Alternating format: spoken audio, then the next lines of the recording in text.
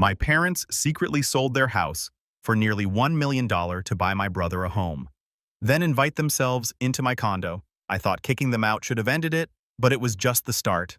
I 30 female, a financial analyst in Fort Wayne, Indiana. Living in the condo I spent years working hard to buy life was steady until one day my parents suddenly showed up at my door, bags in hand, begging to stay. They said they had lost their house, broke and desperate. I let them in, but immediately suspicion crept in. Their story didn't add up. Why were they so calm if they had just lost everything? Then the truth came out. They had sold their house, handed my brother $950,000 to buy his dream home, and shamelessly thought they could just move straight into mine. And what happened after that was far beyond anything I could have imagined. If you were in my place, what would you do?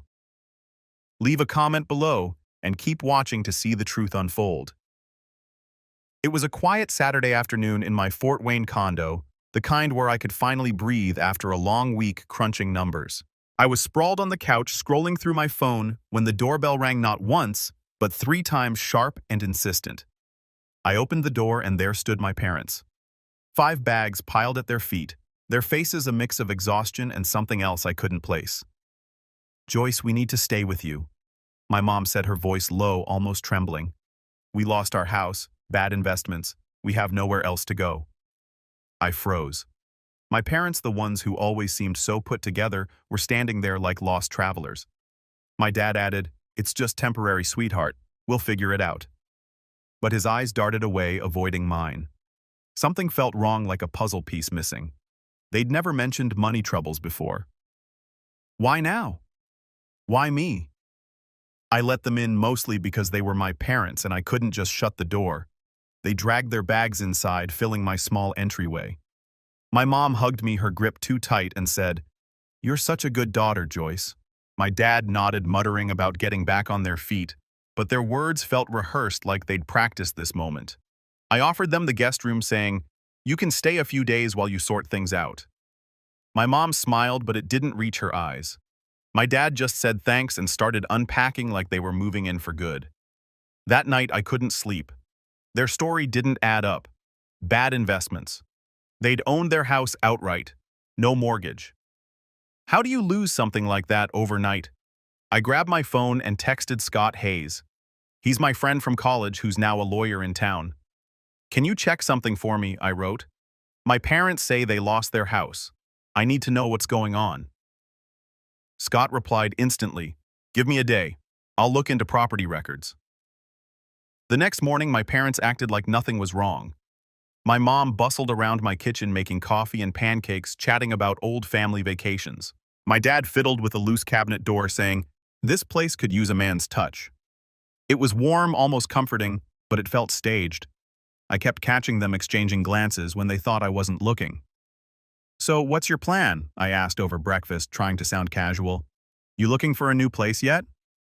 My mom's fork paused midair. "Oh, we're still figuring it out," she said quickly.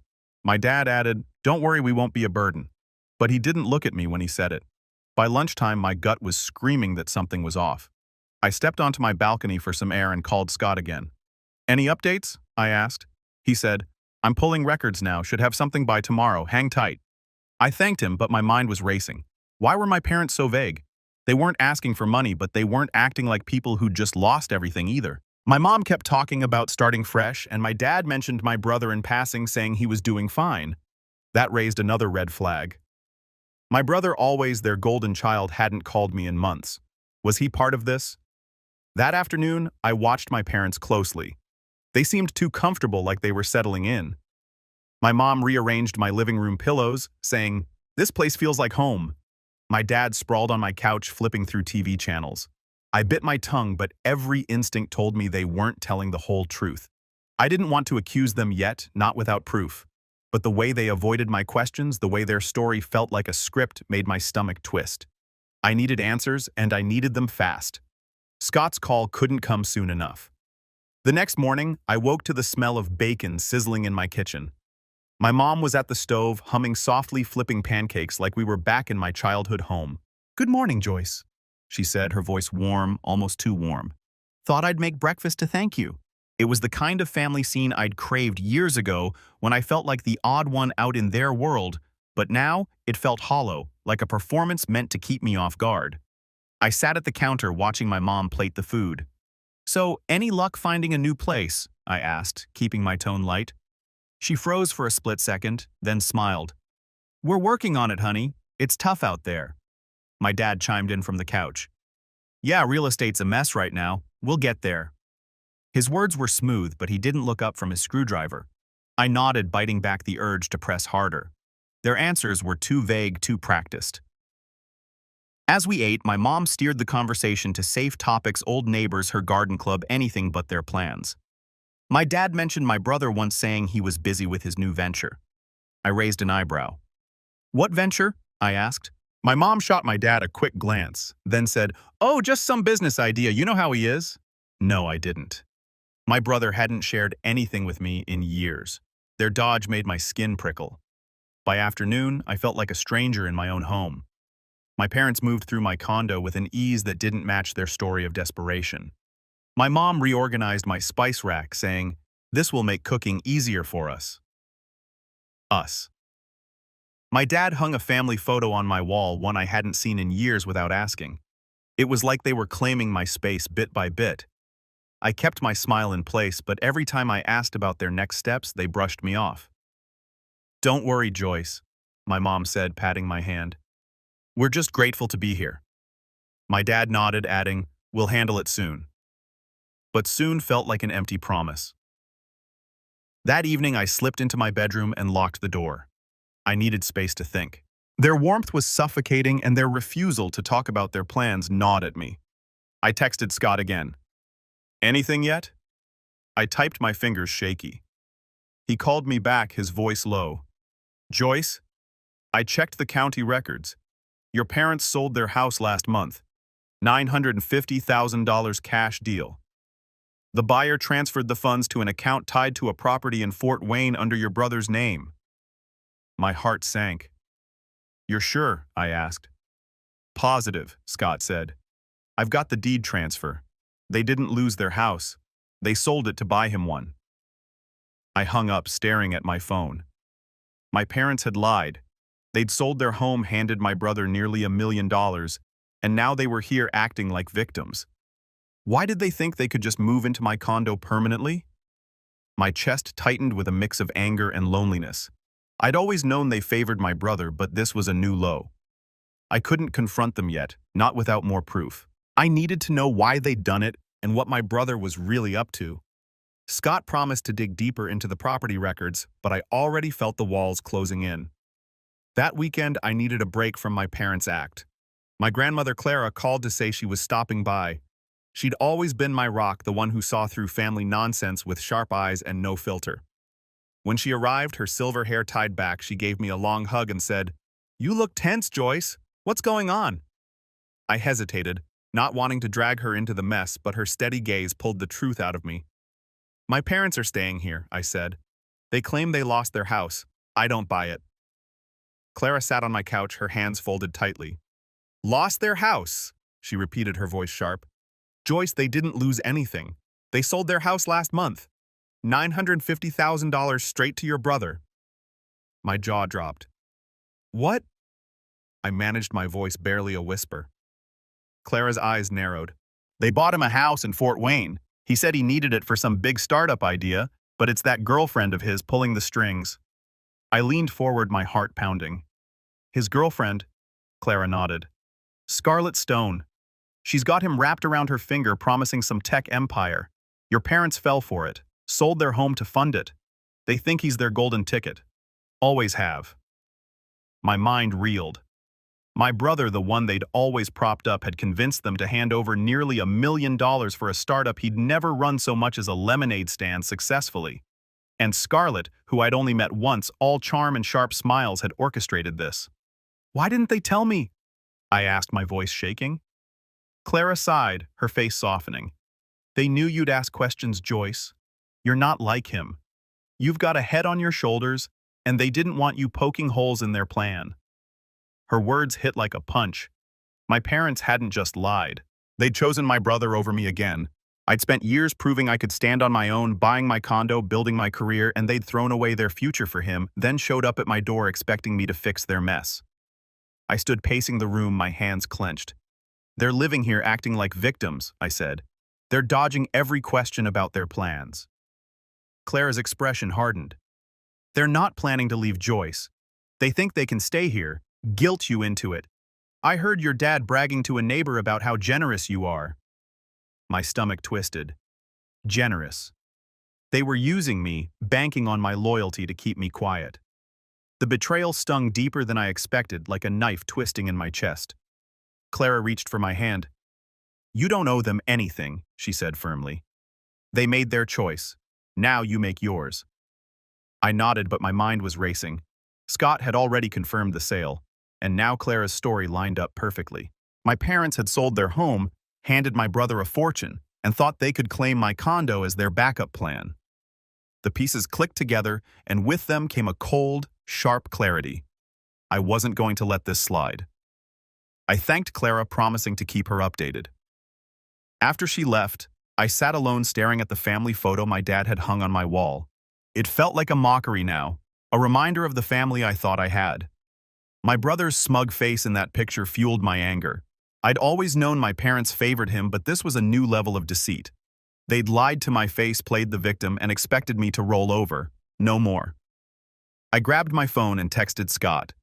"I need everything you have on that house sale. I'm confronting them tomorrow." His reply was instant. "Got it. I'll have the documents ready." As I set my phone down, a plan formed in my mind. The next day, I was ready. I'd spent the night replaying Clara's words, my anger hardening into resolve. My parents were in the living room, my mom knitting on the couch, my dad flipping through a magazine. I stood in the doorway clutching Scott's email with the deed transfer details. "We need to talk," I said, my voice steady but cold. My mom looked up, her needles pausing. "What's wrong, Joyce?" she asked, her tone too sweet. My dad set his magazine down, his eyes narrowing. "What's this about?" I didn't sit. I held up my phone, showing the email. "I know you sold your house. $950, $1,000, all to buy my brother a new place in Fort Wayne. Care to explain?" My mom's face paled, her knitting slipping to the floor. My dad leaned forward, his jaw tight. "Who told you that?" he demanded. I didn't flinch. "Doesn't matter. I want the truth. Show me your bank records right now, or I'm done with this." My mom's eyes widened. "Joyce, calm down. It's not what you think." But her voice cracked, betraying her. My dad stood, his face reddening. "You're accusing us after we raised you." I stepped closer, my voice rising. "You lied to me. You said you lost everything, but you gave it all to him. Why?" My mom reached for my arm, pleading. "We were going to tell you, honey. It's complicated." I pulled away. "No, you had your chance. Show me the records or you're out." My dad's hands clenched into fists. "You don't get to talk to us like that," he growled. Before I could respond, he raised his hand and slapped me across the face. The sting burned, but the shock hit harder. I stumbled back, my hand on my cheek, staring at the man who'd once tucked me in at night. My mom gasped, covering her mouth, but she didn't move. "How dare you?" I whispered, my voice shaking with fury. "You think you can hit me in my own home?" The shouting must have carried because there was a knock at the door. My neighbor, Robert Clark, stood there, concern etched on his face. "Everything okay, Joyce?" he asked, glancing at my parents. I forced a tight smile. "Just a family discussion, Mr. Clark. Thanks for checking." He nodded, hesitant, but didn't push further. "I'm next door if you need me," he said, then left.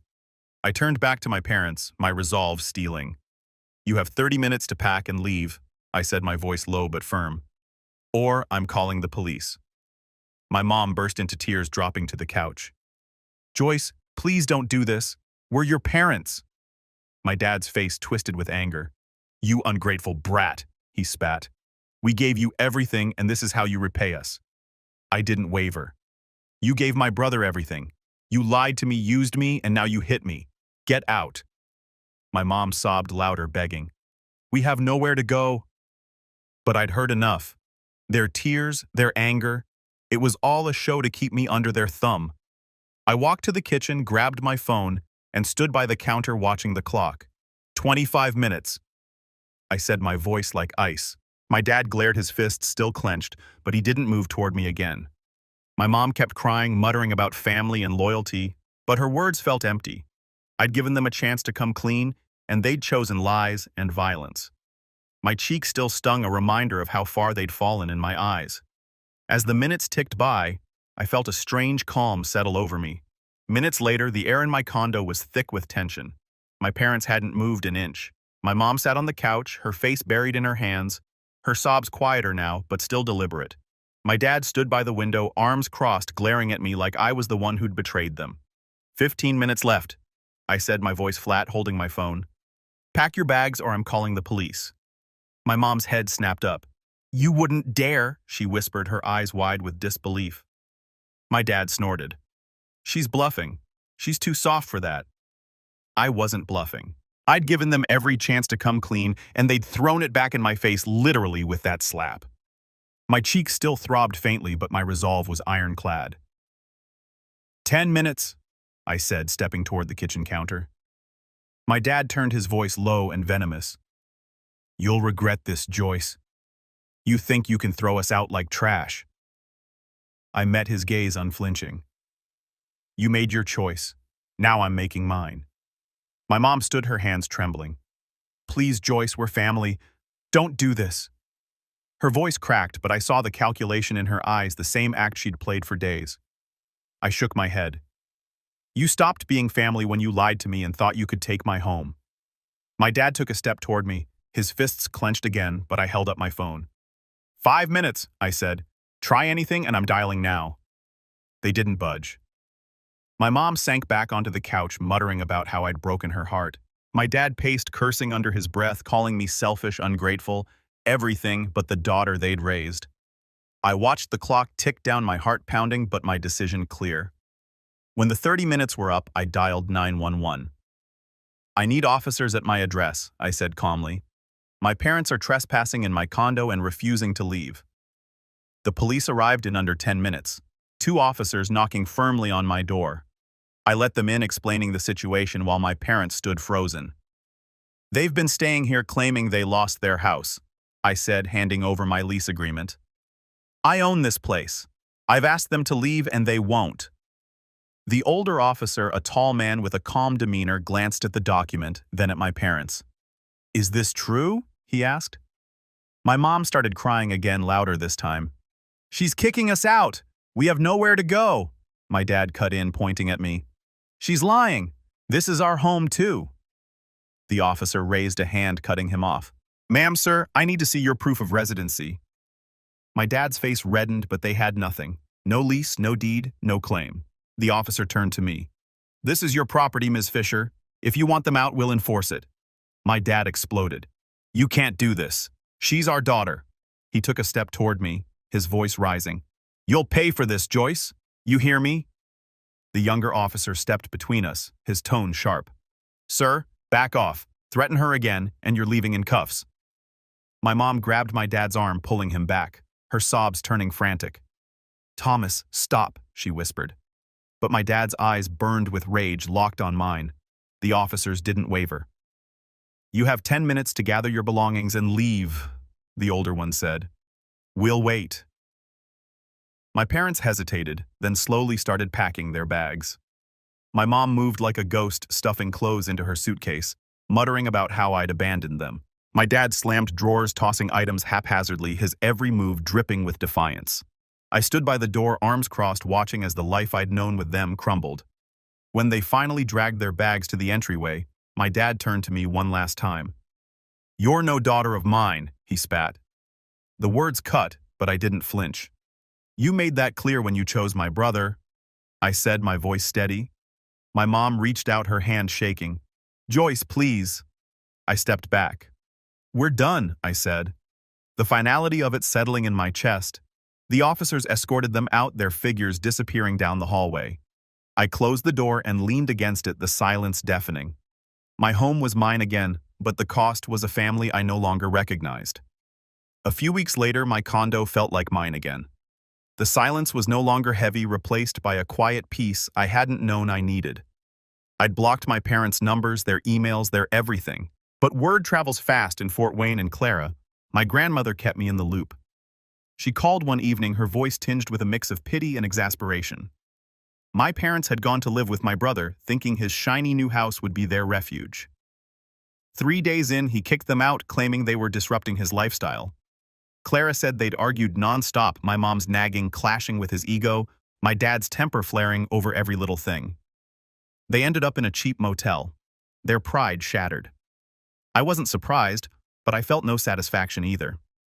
My brother's house, the one my parents had poured $950,000 into, was gone within months. Clara heard through a friend that Scarlett Stone, his girlfriend, had convinced him to mortgage it for a risky stock investment. The market crashed and his so-called startup, a vague app idea that never took off, burned through what was left. The bank foreclosed, leaving him with nothing but debt and Scarlett nowhere to be found. She'd vanished, likely with whatever cash she could salvage, leaving my brother to face the wreckage alone. Meanwhile, my parents didn't take their eviction quietly.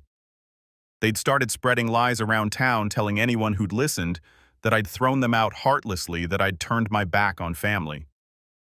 Their words stung, not because I cared about their opinion anymore, but because they were tarnishing my name. I'd worked hard to build a life in Fort Wayne, to be someone people respected. I wasn't about to let their slander take that away. I called Scott Hayes, my lawyer friend, and told him everything. "Can we sue for defamation?" I asked. He didn't hesitate. "They're spreading provable lies about you. We've got a case." We filed the lawsuit the next week. Scott gathered statements from neighbors, including Robert Clark, who'd overheard their accusations and knew the truth about that day. The legal process was slow, but it was worth it. The court ruled in my favor, ordering my parents to retract their statements and pay a small settlement for damages. They didn't show up to the hearing, probably too ashamed or too broke. I didn't care about the money. It was about setting the record straight. My name was clear, and that was enough. Through it all, Clara was my anchor. I'd visit her on weekends, her cozy house filled with the smell of fresh coffee and old books. We'd sit at her kitchen table talking about everything but my parents. She'd share stories of her youth, her strength, reminding me that I came from a line of women who didn't break. One afternoon, she looked at me over her mug and said, "You did what you had to, Joyce. Never feel guilty for protecting yourself." Her words settled deep, a reminder that family isn't a free pass to hurt you. Looking back, I realized how much this ordeal had taught me. I'd always thought love meant giving everything, even at my own expense. But my parents' betrayal showed me that love without boundaries is just an invitation to be used. I learned to stand up for myself, to draw a line and hold it no matter who was on the other side. My condo, my life, my peace, they were mine to protect. I wasn't responsible for fixing my parents' mistakes or carrying their weight. And my brother, his downfall was his own doing, a consequence of chasing empty promises with someone like Scarlett. I'm not saying it was easy. Cutting off my parents left a scar, a quiet ache that lingered in moments of stillness. But it also freed me. I could breathe again, live without looking over my shoulder, wondering when the next lie would come. Clara's support, Scott's help, even Robert's quiet check-in that day. They showed me I wasn't alone, that I had people who cared without strings attached. If I could go back, I'd make the same choices. I'd ask my questions, set my boundaries, and call the police when it came to it. Because at the end of the day, your home is more than walls. It's your sanctuary, your strength. No one, not even family, gets to take that away.